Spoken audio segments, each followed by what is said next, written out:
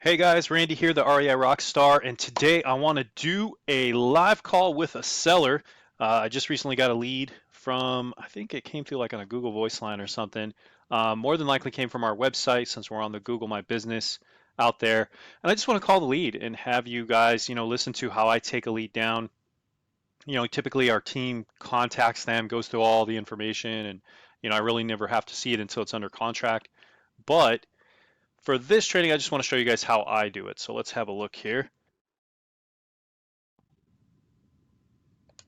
This is our Podio system, and I'm going to actually manually put it in here myself, and then we'll give this gentleman a call. So just got the lead today. Today is November 9th, 2016. So I'm going to switch this to marketing, and marketing is working on researching a lead. Manager is myself. Marketing is me again. And let's just put the real admin here. There we go. And these I'll leave blank for the rest of the team if this, deal ends up coming to fruition. So entry date, well, that's today, be the 9th of November. Dropbox folder links for Dropbox, I'll switch here. And this one, I'm guessing came from our website. I really got to talk to this guy and figure out, where it came from, but let's do website here. Where's website organic? There we go. Lead list, I don't have to worry about. Full name, I believe this person's name is very generic. It was like John White. So see what this is all about. And I just kind of copied and pasted this, information that he left on the voicemail. So he just said, "Hey, this is John White. I have a property in Glendale. Call me at this number." So that's what I'm going to do now. So, and I'll actually put it on speaker so you guys can hear this. Let me unplug the battery and just dial it up and figure out what's going on. Now, if you guys haven't already seen my How to Talk to Motivated Sellers training that I did for free on YouTube, check that out. Go to my channel. It's youtube.com/the REI Rockstar. And I have another one, the REI Rockstar TV. Let's see here. Let's go to phone. 648-8591. Now, before I select that, I'm actually, in case the conversation comes up and we are talking about deals and numbers, I want to actually have my REI AutoComp ready. So REI AutoComp is a tool I developed and coded and designed, all that good stuff, and it works great for pulling numbers, pulling comps rather, and coming up with some solid numbers. So I'm going to log into this and have this just ready to go. And you know what? This guy actually gave me his address, so why don't we just Glendale it. Google this Glendale address. See what we're looking at here. So guys, a lot of times these sellers will just be blown away at how much information we already have about their property because we do all the underwriting for it. So this guy should be no different. So I'm actually going to run the numbers and kind of have an idea of where I'm going to be at before I talk to him.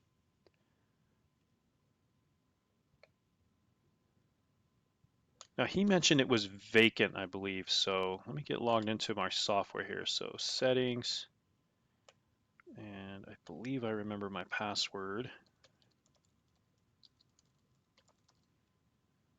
because I don't really log into this anymore. My team does all the perfect. Cool. What was my password for that? I think it was that. Boom. Let's get this going. Bam.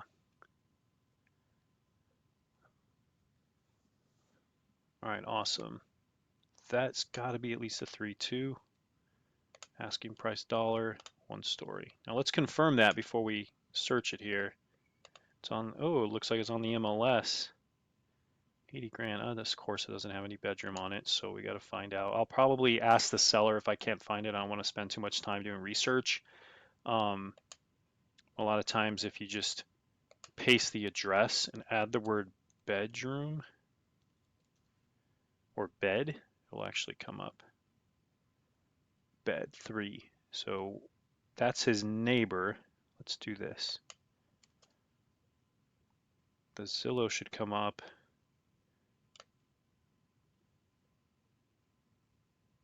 Four bedrooms, so 246. So it could be a 4 or a 2. So let's find out from the seller, or rather 3 or 4.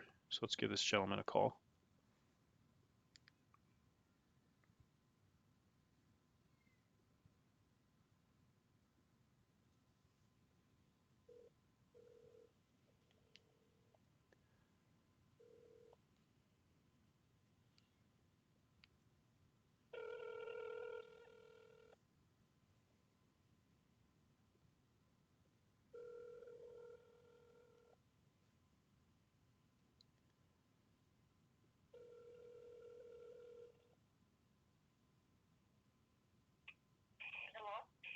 Hey, good afternoon. Is John available? This is Randy. Oh, yes, just a moment, please. Sure. Hello? Hey, howdy, John. This is Randy. You had recently left a message this morning about your property on Pasadena. Yes. Yeah. Tell me a little bit about it. I'm a local buyer. That's my friend's property. He's, he's looking to sell it.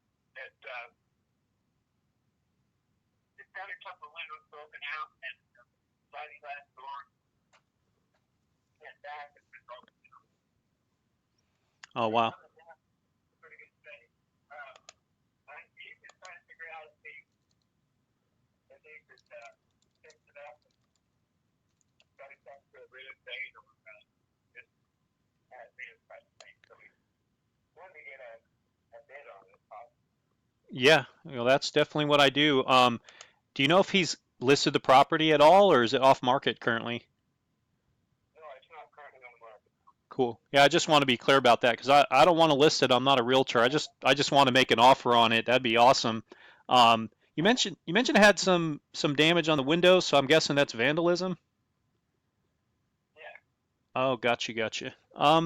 Well, tell you what I'll do is, because I'm not a realtor, I don't have access to the MLS, but I can get some sales and get an idea of what these properties go for, and I can make them a fair offer and close quickly. I just need a little bit of information about the place. I know it's about 1,465 square foot. I just looked it up on Zillow.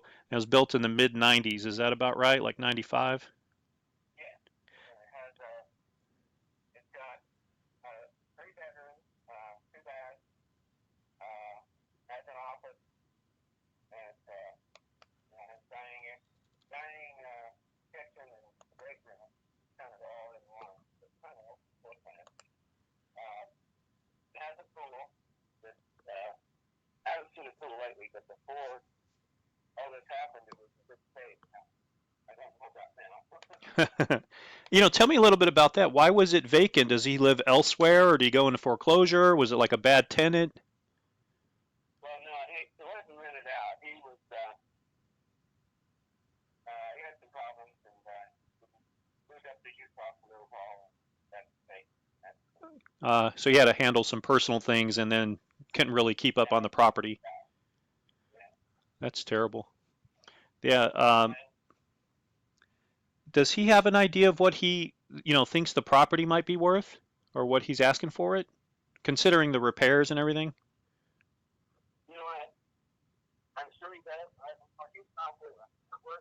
We're in Utah, Gotcha. and we're going to be down there. He's going to meet us down there Sunday, so we'll be on the property Monday morning. Cool. I got some other things coming out Monday morning, so Yeah. we're just trying to maybe treat it, see if everybody's kind of in the same ballpark. Yeah, that's a good way to do it. I would do the same, really.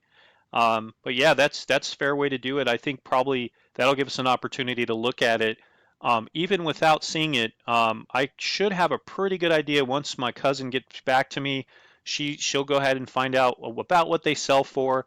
And just to give you the best advice, when you talk to this gentleman, your friend, just say, hey, look, you can put it on the MLS. Some people do that. About 40% of all sales are still off market. So there's a reason why people decide not to sell in the MLS for a lot of different reasons. It's, hey, I don't want to wait. I don't want to put money and deal with all these buyers pissed off about okay, fix this carpet or whatever. So that's where we come in. I use my own cash and I use my partner's cash.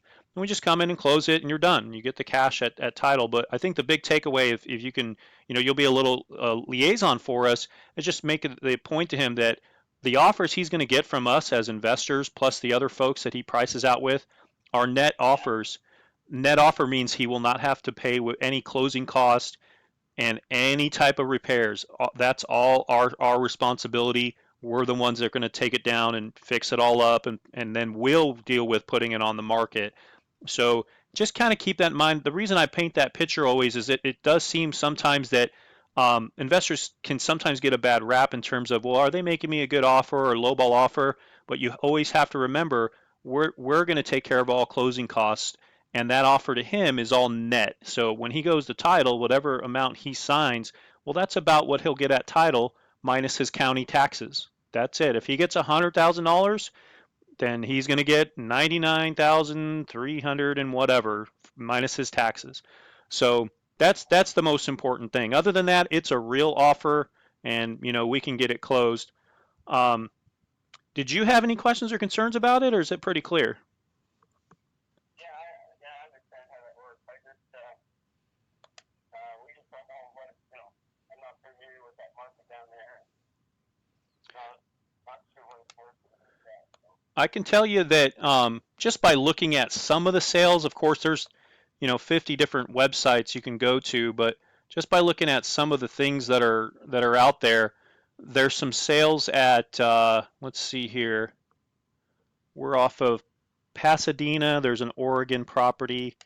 You got Coulter Street sold for 142 on November of last year. It's a 3-bedroom, 2-bath, 1,400 square foot.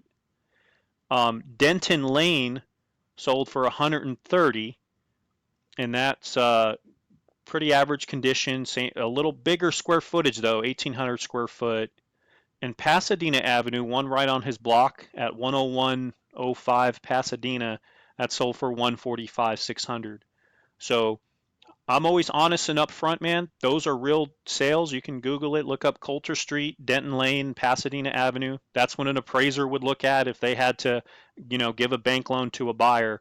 So that's probably where I'm going to be at, minus the closing costs and our repairs.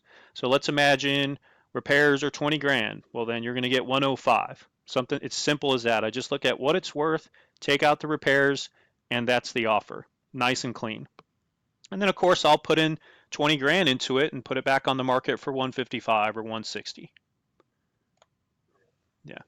So that's the whole idea there. So you might want to just kind of relate to him, hey, I spoke to the first gentleman or the first buyer and he told me a couple of sales, Coulter Street 142, Denton Lane 130, Pasadena Avenue 145. So he's going to want to keep that in mind. Those properties don't need any repairs and they're of average condition. Um, is there a good email I can email you at? That way we can keep communication.